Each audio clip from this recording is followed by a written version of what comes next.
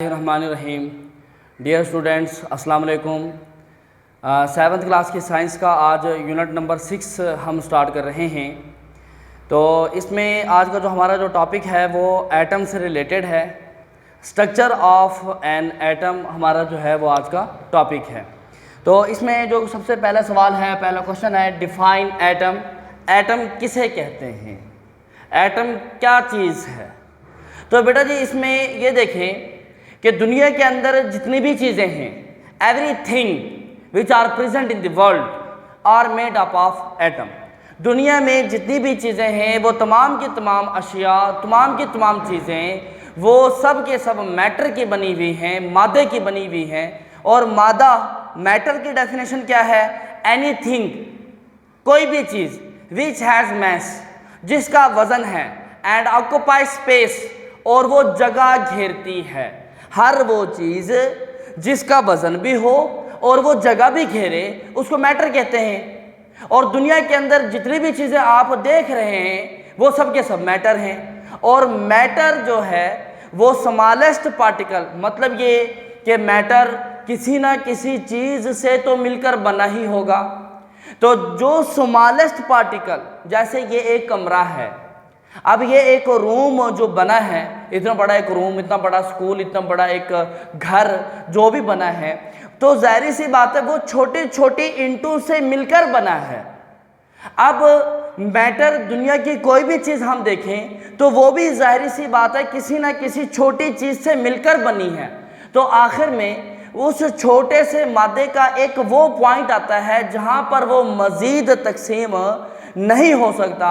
The smallest particle of matter, यानी कि मादे का वो छोटे से छोटा तरीन जर्रा, मादे का वो छोटे से छोटा तरीन जर्रा बिल्कुल लास्ट लिमिट पर जाकर वो छोटे से छोटा जो जर्रा होगा, that can not exist independently, जिसका अपना कोई वजूद, वो अपना वजूद ख़त्म कर दे, दैट इज़ कॉल्ड एटम। उसको हम एटम कहते हैं। अपना वजूद मतलब यानी कि atom is the smallest particle of matter.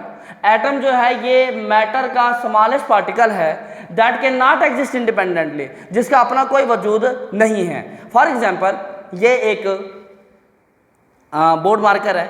मैं आपसे एक क्वेश्चन ये करता हूँ या आपको मैं एक बात बताता हूँ, ये पानी का आप गिलास पिए तो आप यकीनन इस बात पर हंसेंगे क्योंकि ये दिस इज नॉट अ गिलास of water, this is a board marker, and this is called board marker because it exist independently.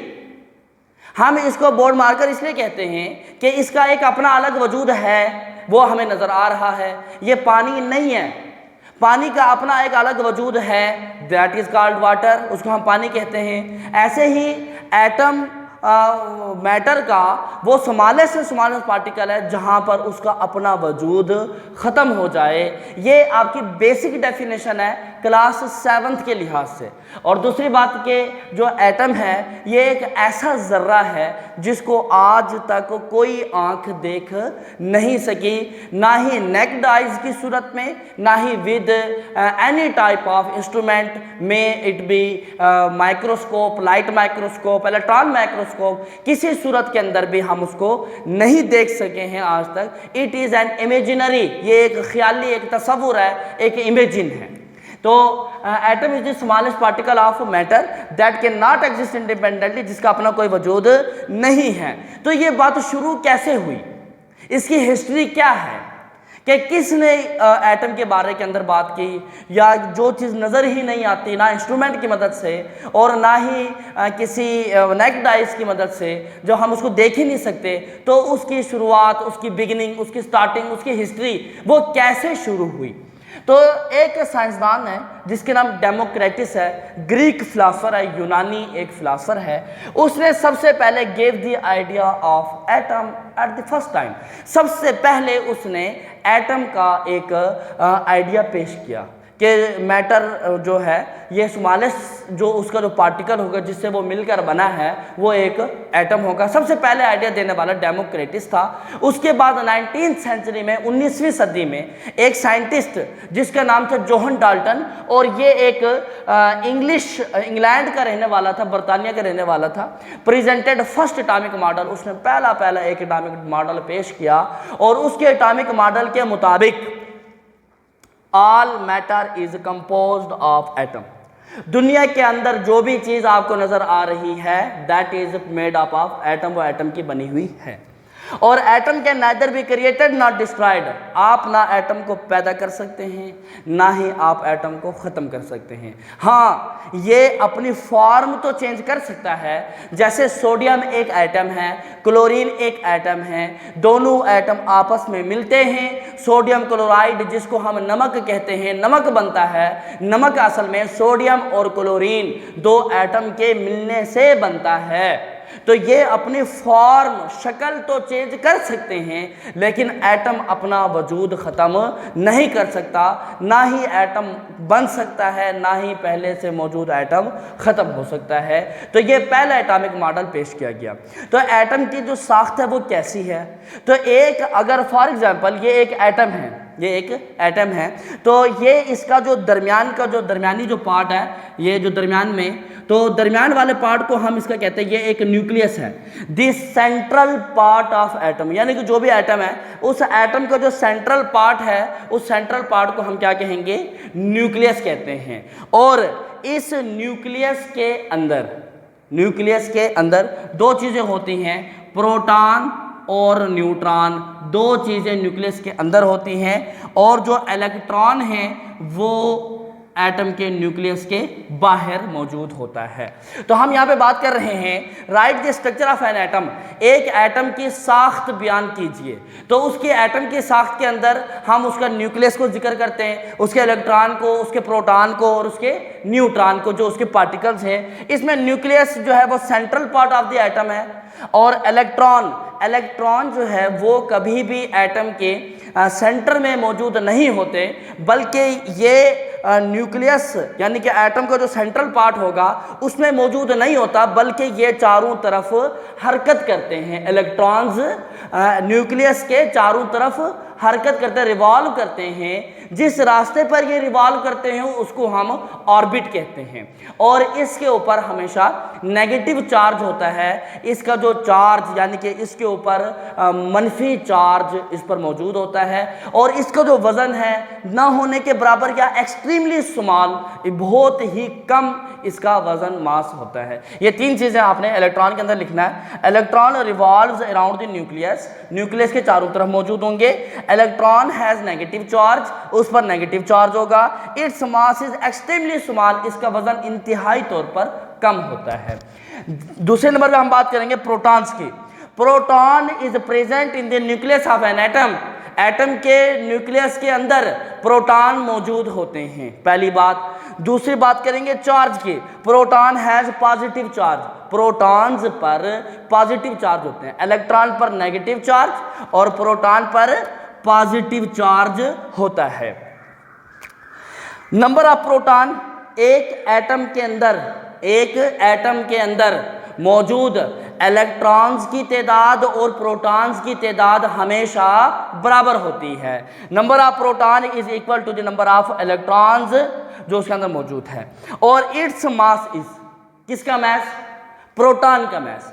Proton का जो मैस है वो इलेक्ट्रॉन का जो भी थोड़ा बहुत जो भी वजन है उस किसके वजन के 1837 times greater than that of electron. Proton का जो वजन है वो इलेक्ट्रॉन के वजन से 1837 गुना ज्यादा होता है। Its mass is 1837 times greater than that of electron. इसके बाद neutron. Neutron is also present in nucleus, ये भी न्यूक्लियस के अंदर है, और its mass is equal to proton, इसका मास प्रोटॉन के बराबर है। यानी कि प्रोटॉन और न्यूट्रॉन जो एटम के न्यूक्लियस के अंदर हैं, इन दोनों का वजन आपस में बराबर है, दोनों न्यूक्लियस के अंदर मौजूद है। लेकिन एक फर्क ये है कि इलेक्ट्रॉन पर नेगेटिव चार्ज है, प्रोटॉन पर पॉजिटिव चार्ज है और न्यूट्रॉन पर कोई चार्ज नहीं होगा। अब एक क्वेश्चन आपसे यहां पर लास्ट के अंदर किया जाता है कि एक एटम है, अगर दुनिया के अंदर हर चीज एटम की बनी हुई है, दुनिया में हर चीज एटम की बनी हुई है, तो एटम के ऊपर पॉजिटिव चार्ज भी है, एटम पर नेगेटिव चार्ज भी है, हवा के अंदर भी पार्टिकल्स हैं, हवा भी तो मैटर है ना।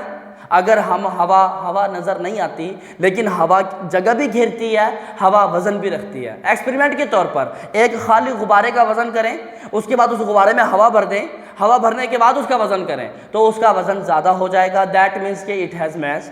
और जगह घेरती है, गुब्बारा पहले छोटा सा था अब वो बड़ा हो गया, दैट मीन्स कि वो जगह भी घेरती है। तो हवा भी मैटर है, वो भी एटम्स की बनी हुई है। तो अब उस एटम के अंदर पॉजिटिव और नेगेटिव चार्ज दोनों हैं। तो अब आप खुद भी देखते हैं कि बिजली का हमारा एक शू है, बिजली जो इलेक्ट्रिसिटी है उसके अंदर दो पॉइंट्स होते हैं, एक पॉजिटिव एक नेगेटिव। अगर हम उन दोनों को आपस के अंदर मिला दें तो बड़े जोर का धमाका होता है, वहां पर उसको शॉर्ट सर्किट कहते हैं, धमाका होता है, उसके अंदर नुकसान होता है, करंट। तो अब अगर एटम के पास पॉजिटिव चार्ज भी है, नेगेटिव चार्ज भी है, और एटम जो है ना ऐसे ही जो है ना हवा के अंदर भी, फिजा के अंदर भी चल रहे हैं, तो फिर तो असूलन ये होना चाहिए कि हमें पता ही ना चल रहा होता कि एटम जो उड़ते हुए जा रहे हैं तो उसके आपस में धमाके भी हो रहे हों, वो चलता हुआ जा रहा है, उधर भी धमाका हो रहा है, उधर धमाका हो रहा है, उधर धमाका हो रहा है, छोटे छोटे, क्योंकि उनका चार्ज अगर कम है तो कहीं छोटा सा धमाका हो गया, कहीं बड़ा धमाका हो गया, तो ऐसे पूरी फिजा में धमाके ही होते रहते हैं। लेकिन ऐसा हरगिज नहीं है। क्यों नहीं है? क्योंकि एटम न्यूट्रल है। अब ये बात अलग से आ गई, एटम न्यूट्रल है। अभी तो हमने बात किया है कि उसके अंदर प्रोटॉन्स हैं, तो प्रोटॉन के ऊपर पॉजिटिव चार्ज है, उसके अंदर इलेक्ट्रॉन है, इलेक्ट्रॉन के ऊपर नेगेटिव चार्ज है। फिर एटम न्यूट्रल कैसे है? एटम न्यूट्रल बेटा जी ऐसे है कि अभी ये भी तो आपको बताया था कि the number of proton is always equal to the number of electrons. Proton की तादाद और इलेक्ट्रॉन की तादाद एक एटम के अंदर बराबर होती है। अगर प्रोटॉन पर पॉजिटिव चार्ज है तो इलेक्ट्रॉन पर नेगेटिव चार्ज है, दोनों के चार्जेस एक दूसरे को एक्सपेल कर देते हैं, खत्म कर देते हैं। Therefore atom is neutral. Question, why an atom is neutral? Atom neutral कैसे है? ऑल्दो अगरचे electron has negative charge, electron के पास नेगेटिव चार्ज है, and proton has positive charge, और प्रोटॉन के ऊपर पॉजिटिव चार्ज है, बट लेकिन atom is whole neutral. Atom मुकम्मल तौर पर न्यूट्रल है, बिकॉज क्योंकि the number of protons and electrons are equal, क्योंकि इलेक्ट्रॉन्स की तादाद और प्रोटॉन्स की तादाद बराबर है। That balances the all positive and negative charges, जो कि तमाम के तमाम पॉजिटिव और नेगेटिव चार्जेस को बराबर कर देते हैं। तो बेटा जी आज का हमारा यही टॉपिक था स्ट्रक्चर ऑफ एटम के हवाले से। Wish you best of luck. Thank you बेटा।